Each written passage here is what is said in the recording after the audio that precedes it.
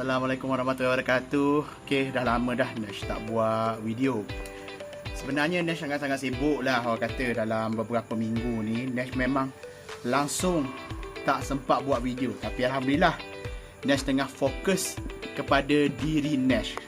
Kalau tengok dah makin kurus guys. Nampak tak? Dah makin kurus. Sebab Nash tengah fokus diri, kita tengah fokus bisnes, kita tengah buat kerja macam-macam. Dan yang paling penting, dah makin kurus. So gitulah, malam ni Nash rasa macam dah lama aku tak buat video. So kita tunjuklah training kita dengan long shot. Sebab Abang Hatri dah buat video, kita macam wah, aku suka long shot aku kena buat juga. So gitulah, sentiasa berlatih dan jangan berhenti. Itu point dia. Walaupun buat sekejap latihan, do not stop man, never stop.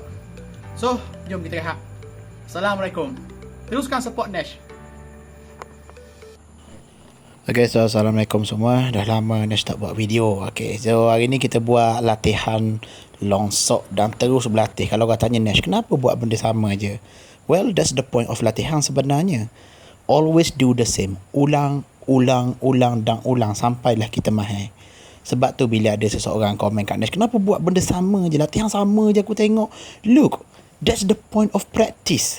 It's the same. Dia akan bosan guys. Cakap jujur saja, benda ni akan bosan. Tetapi itulah yang akan menguatkan kita. Doing the same thing, repetitive, akan memahirkan kita. Satu lagi kenapa Nash pakai audio suara ni, sebab apa? Tadi Nash cuba upload short ni dekat YouTube, tiba-tiba kena block. Orang kata dia ada copyright music. Tak tahulah kenapa, dah memang macam tu lumrah dia. So Nash tak upload dah music. So kita dengar suara Nash sajalah. Kalau tengok masa ni, Nash hanya main free flow saja, bebas. Ikutkan dah penat dah. Tapi disebabkan Nash rasa macam semangat sikit, because Nash nampak Abang Hatri Asmawi buat video main long shot. Nash kata, full lama kau buat video tak ajak aku. Tak apa. So Nash pun buatlah video Nash sendiri. Geram juga walaupun penat kerja. Tapi gitulah. Abang Manji, kalau nampak tu subtitle tu, tolong komen sikit lah. Komen lah apa-apa pun, eskerek ke apa, I don't know lah. Gitulah kata. Tapi terima kasih kepada semua yang sokong Nash. Itu yang paling penting. Nash pun Alhamdulillah dah makin sihat. So dah recover. So kita akan teruskan kerja kita guys. And always practice. Selalu berlatih pedang. Sebab nanti mungkin Nash akan buka kursus. Tapi kalau ada orang yang support Nash, boleh sponsor, Nash akan buat video free je.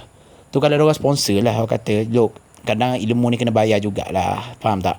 Look, I need money. Tapi kalau korang hargai Nash, Nash akan terus buat sebaik yang mungkin. Tapi nak buat macam mana, ada orang hina Nash. Biarlah manusia, betul tak? Assalamualaikum.